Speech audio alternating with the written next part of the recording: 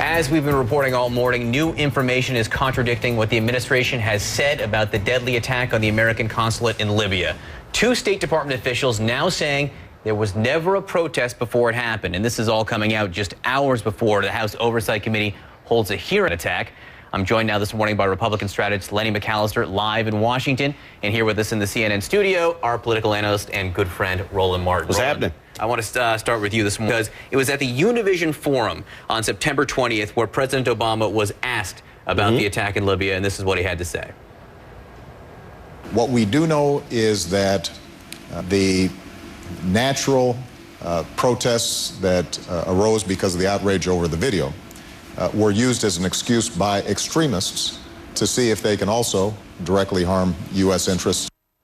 So that was September 20th. The president still offering the possibility that the attack in Benghazi happened after protests that were over this anti-Islamic video. Now the State Department is saying that is not the case.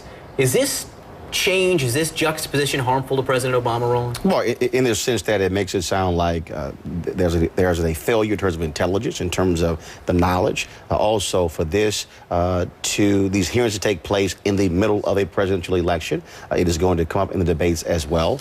And so you want to be clear or sound as if you know exactly what is happening. And early on, here's also, you don't hear this out of Washington, D.C. We don't know yet.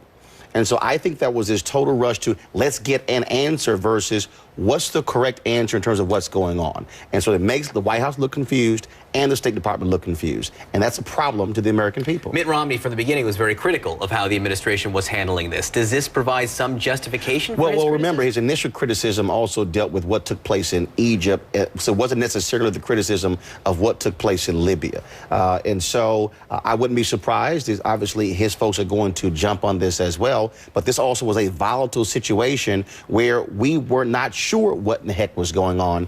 Again, the problem is when you assign statements as to what took place, when you aren't quite so sure what took place there on the ground. Lenny, let me take this to you down in Washington, because there is a lot of criticism about how this is being politicized by both parties, Republicans and Democrats. Isn't it fair to suggest that maybe the Republicans are pushing too hard here, that this isn't political, this is just a case of the information becoming available as it becomes available?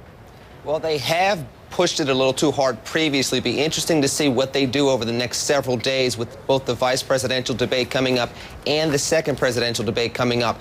One of the things that the Romney campaign has miscalculated is their definition of presidential. They have seen this as being aggressive and being strong and showing might, where presidential also means having some temperance, having some poise, and having some patience. And that's what you saw previously not be applied with the Benghazi situation before. Let's see if they do it now, because this is one of the first times last Wednesday that Governor Romney looked presidential at a time where President Obama did not. Now, with these issues and new details coming out, it looks even worse for the administration. And if Governor Romney and his campaign can take a step back and look presidential in a more holistic way, not only show the strength with some of the tough talk that they've been doing, but also show some poise and temperance with their approach as the details come out, I think it can play well for them, and it can go very well for them going into this second debate. Lenny, that's interesting advice. You're advising restraint to the Romney campaign. I want to move off of Libya here to get to the swing state polls with both of you guys, because there's a lot of interesting numbers we're seeing from across the country. Roland,